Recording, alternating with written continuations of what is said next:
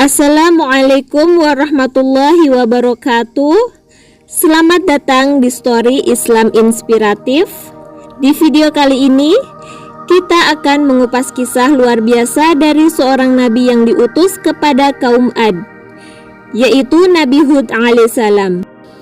Bagaimana perjuangan beliau dalam menyebarkan tauhid dan bagaimana nasib kaumnya yang menolak kebenaran.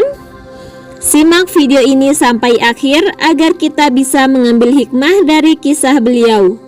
Jangan lupa untuk like, komen, dan subscribe agar tidak ketinggalan konten menarik lainnya. Kisah Nabi Hud alaihissalam. Beliau adalah Hud bin Syalik bin Irfaksyad bin Sam bin Nuh alaihissalam. Hud berasal dari suatu suku kabilah yang bernama Ad bin Aus bin Sam bin Nuh. Mereka adalah bangsa Arab yang menetap di bukit-bukit pasir di negeri Yaman yang terletak antara Oman dan Hadramaut. Tempat tersebut adalah suatu wilayah yang menjorok ke laut yang dikenal dengan nama Asyar. Adapun nama lembah mereka adalah Mukhit. Kaum Ad yang dimaksud dalam ayat Al-Quran adalah kaum Ad generasi pertama, yaitu orang-orang yang pertama kali menyembah berhala setelah terjadinya peristiwa banjir yang melanda kaum Nabi Nuh. Berhala yang mereka sembah itu ada 3, yaitu Syamda, Samud, dan Hiro. Hal ini dijelaskan di dalam firman Allah, "Ingatlah oleh kalian ketika Allah menjadikan kamu sekalian sebagai pengganti-pengganti yang berkuasa sesudah lenyapnya kaum Nuh. Dan Tuhan telah melebihkan kekuatan tubuh dan perawakan kalian daripada kaum Nuh." Quran Surat Al-A'raf ayat 69. Kaum Ad adalah bangsa Arab yang sangat kafir dan ingkar. Mereka menyembah dan memuja berhala. Allah kemudian mengutus seorang laki-laki dari kalangan mereka sendiri yang menyeru dan mengajak mereka ke jalan Allah, menunggalkan, mengesahkan Allah dan menyembahnya dengan penuh keikhlasan. Ia adalah Nabi Hud alaihissalam. Nabi Hud alaihissalam memerintah kaumnya untuk beribadah kepada Allah dan mengajak mereka untuk taat dan memohon ampunan kepadanya. Beliau juga menyampaikan kabar gembira berupa janji Allah kepada mereka tentang kebaikan dunia dan akhirat. Di samping itu juga adanya ancaman Allah berupa azab di dunia dan akhirat bagi orang-orang yang menolak dan melawannya. Pemuka-pemuka yang kafir dari kaumnya berkata, "Sesungguhnya kami benar-benar memandang kamu Hud dalam keadaan kurang akal." Quran Surat Al-A'raf ayat 66. Hud berkata, "Wahai kaumku, tidak ada padaku kekurangan akal sedikit pun, tetapi aku ini adalah utusan dari Tuhan semesta alam." Quran Surat Al-A'raf ayat 67. "Aku, Hud, menyampaikan amanat-amanat Tuhanku kepada kalian, dan aku hanyalah pemberi nasihat yang terpercaya bagi kalian." Quran Surat Al-A'raf ayat 68. Setelah Nabi Hud menyampaikan seruannya, kaum Ad berkata, "Wahai Hud, engkau tidak mendatangkan kepada kami suatu bukti yang nyata, dan kami sekali-kali tidak akan meninggalkan sembahan-sembahan kami karena perkataanmu." Setelah Nabi Hud menyampaikan seruannya, kaum Ad berkata kepadanya, "Wahai Hud, engkau tidak mendatangkan kepada kami suatu bukti yang nyata, dan kami sekali-kali tidak akan meninggalkan sembahan-sembahan kami karena perkataanmu itu. Dan kami sekali-kali tidak akan mempercayai engkau. Kami tidak mengatakan selain bahwa sebagian sembahan kami telah menimpakan penyakit gila atas dirimu." Quran Surat Hud ayat 53-54. Hud menjawab, "Sesungguhnya aku bersaksi kepada Allah dan saksikanlah oleh kamu sekalian bahwa sesungguhnya aku berlepas diri dari apa yang kalian persekutukan dari selainnya. Oleh sebab itu, jalankanlah tipu daya kalian semuanya terhadap diriku, dan janganlah kalian memberi tangguh kepadaku." Quran Surat Hud ayat 54-55. Itulah jawaban dari Hud alaihissalam kepada kaumnya. Beliau berlepas diri dari tuhan-tuhan sesembahan mereka. Bahkan beliau menghina tuhan-tuhan mereka dan menjelaskan kepada mereka bahwa berhala-berhala itu tidak memberikan manfaat dan mudarat sedikit pun kepada mereka. Berhala-berhala itu hanyalah benda mati yang tidak bisa melakukan apa-apa. Jika berhala-berhala itu seperti yang kalian katakan dapat memberikan manfaat dan mudarat, aku nyatakan dengan tegas bahwa aku berlepas diri dari semua itu. Bahkan aku mengutuk berhala-berhala itu. Oleh sebab itu, kerahkanlah semua tipu daya yang kalian miliki. Jangan ditunda-tunda walau sebentar saja. Sungguh aku tidak peduli, tidak akan memikirkan dan tidak mau melihat kalian lagi. Selanjutnya Hud berkata, sesungguhnya aku bertawakal kepada Allah Tuhanku dan Tuhan kalian. Tidak ada suatu binatang melata pun kecuali dialah yang memegang ubun-ubunnya. Sesungguhnya Tuhanku di atas jalan yang lurus. Quran Surat Hud ayat 56. Orang-orang kafir itu beranggapan bahwa Tuhan tidak akan mengutus seorang rasul dari kalangan manusia biasa seperti mereka. Alasan inilah yang sering dijadikan sebagai dasar bagi orang-orang kafir yang bodoh untuk menolak dan menentang para rasul itu. Sebagaimana dijelaskan dalam firman Allah Subhanahu wa Ta'ala, patutkah manusia menjadi heran bahwa kami mewahyukan kepada seorang laki-laki di antara mereka? Berilah peringatan kepada manusia. Quran Surat Yunus ayat 2. Sampai pada suatu ketika Hud berkata kepada kaumnya, dan apabila kalian menyiksa sebagai orang-orang yang kejam dan bengis. Oleh sebab itu, bertakwalah kepada Allah dan taatlah kepadaku. Dan bertakwalah kepada Allah yang telah menganugerahkan kepada kalian apa yang kalian ketahui. Dia telah menganugerahkan kepada kalian binatang-binatang ternak, anak-anak, kebun-kebun, dan mata air. Sesungguhnya, aku takut kalian akan ditimpa azab pada hari yang besar.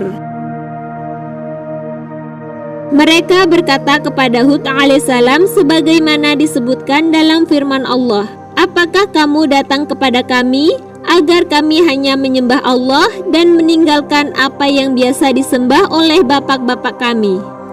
Maka datangkanlah azab yang kamu ancamkan kepada kami jika kamu termasuk orang-orang yang benar.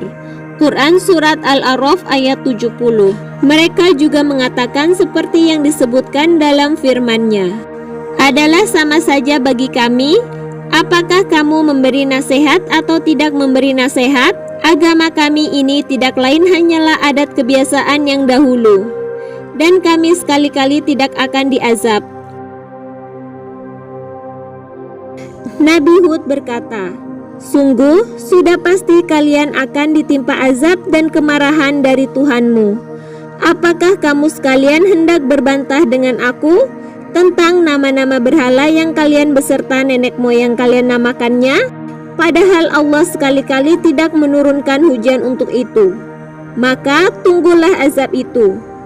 Sesungguhnya aku juga termasuk orang yang menunggu bersama kalian. Quran Surat Al-A'raf ayat 71. Pertanda datangnya azab kepada kaum Hud itu dimulai ketika sebelumnya mereka berada dalam kondisi kekeringan dan kemarau panjang. Kemudian mereka memohon turunnya hujan. Setelah itu, mereka melihat gumpalan awan hitam pekat di langit.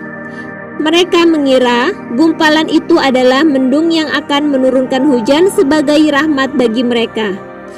Oleh sebab itu, Allah Subhanahu wa Ta'ala berfirman, bukan, justru itu azab yang kalian minta supaya datang dengan segera. Quran Surat Al-Ahqaf ayat 24. Dengan kata lain, itu adalah azab yang akan terjadi sebagaimana permintaan mereka sebelumnya. Dalam hal ini, para ahli tafsir dan para ulama lainnya menyebutkan suatu kabar yang diceritakan oleh Muhammad bin Ishaq bin Yasar bahwa ia berkata, setelah mereka menolak dakwah Nabi Hud alaihissalam dan mengingkari Allah Subhanahu wa Ta'ala sebagai Tuhan, Allah menghukum mereka dengan terjadinya kemarau panjang selama 3 tahun, sehingga mereka mengalami masa paceklik yang sangat menyengsarakan. Setelah mereka mengalami penderitaan yang berkepanjangan, Mereka memohon kepada Allah agar kondisi tersebut segera berakhir. Mereka mengungkapkan permohonannya di tempat yang dipandang mulia di Baitullah. Mereka berasal dari keturunan Amliq bin Lawud bin Sam bin Nuh. Saat itu, pemimpin mereka bernama Muawiyah bin Bakar. Ibunya berasal dari kaum Ad yang bernama Jalhadzah bin Al-Khaybari. Ibnu Ishaq melanjutkan, selanjutnya kaum Ad mengutus kurang lebih 70 orang ke Tanah Suci untuk memohon kepada Allah agar mereka diberi hujan. Mereka berangkat bersama Muawiyah bin Bakar ke Mekah. Mereka kemudian singgah di luar Mekah dan menetap di sana selama 1 bulan sambil meminum minuman keras. Mereka dihibur oleh para biduanita yang dipesan oleh Muawiyah hingga tidak terasa sebulan telah berlalu. Setelah sekian lama mereka menetap di sana, Muawiyah merasa kasihan kepada kaumnya itu. Tetapi ia malu untuk memerintahkan mereka kembali ke negeri asalnya. Selanjutnya, ia mengungkapkan isi hatinya melalui bait-bait syair yang berisi imbauan agar mereka kembali pulang. Ia memerintahkan para biduanita untuk menyanyi dan menghibur mereka, lalu ia melantunkan bait-bait syairnya. Saat itulah mereka kembali tersadar tentang tujuan kepergian mereka. Mereka pun segera pergi ke tanah haram Baitullah untuk mendoakan kaumnya. Salah seorang dari mereka yang bernama Qail bin Inas mulai berdoa. Allah menampakkan 3 macam awan, yaitu awan berwarna putih, merah, dan hitam. Setelah itu, terdengar suara dari langit yang berseru, "Pilihlah untuk dirimu sendiri juga kaummu dari 3 warna awan itu." Ia menjawab, "Aku memilih awan hitam karena awan itu banyak mengandung air hujan." Suara penyeru itu kembali terdengar dan berseru, "Engkau telah memilih awan yang membuat kaum Ad habis tak tersisa seorang pun, baik anak-anak, orang-orang muda maupun orang-orang tua, kecuali Bani Al-Lawziyah Al-Hamdah, karena mereka termasuk kaum Ad yang menetap di Mekah sehingga mereka tidak tertimpa azab seperti yang menimpa kaumnya. Orang-orang yang berasal dari keturunan yang selamat ini adalah kaum Ad dari generasi terakhir." Allah kemudian menggiring awan hitam yang dipilih oleh Qail bin Inas, yang sesungguhnya merupakan azab itu kepada kaum Ad. Saat itu, mereka keluar dari suatu lembah yang dikenal dengan nama Lembah Al-Mukhid. Saat mereka melihat gumpalan awan hitam yang berarak-arakan di angkasa, mereka bersukaria seraya berkata, "Inilah awan yang kami tunggu-tunggu yang akan menurunkan hujan kepada kami." Berkaitan dengan hal ini, Allah Subhanahu wa Ta'ala berfirman, "Maka tatkala mereka melihat azab itu berupa awan yang menuju ke lembah-lembah mereka, berkatalah mereka, 'Inilah awan yang akan menurunkan hujan kepada kami.' Bukan, justru itu adalah azab yang kalian minta supaya datang dengan segera, yaitu angin yang mengandung azab yang pedih, azab yang menghancurkan segala sesuatu dengan perintah Tuhannya." Quran Surat Al-Ahqaf ayat 24-25. Orang yang pertama kali menyaksikan apa yang terkandung di dalam awan tersebut dan mengetahui bahwa awan hitam itu tidak lain adalah gumpalan pusaran angin adalah seorang wanita yang berasal dari kaum Ad yang bernama Mahdah. Ketika hal tersebut tampak jelas oleh Mahdah, ia menjerit histeris seketika hingga pingsan. Ketika tersadar, mereka bertanya, "Apa yang kau lihat, wahai Mahdah?" Ia menjawab, "Saya melihat pusaran angin yang di dalamnya terdapat gejolak api, sementara di hadapannya terdapat beberapa orang yang menariknya." Selanjutnya, Allah menimpakan azab itu kepada kaum Ad selama 7 malam 8 hari secara terus-menerus tiada henti. Peristiwa itu terus berlangsung hingga akhirnya semua orang dari kaum Ad yang kafir habis tak tersisa tertimpa azab.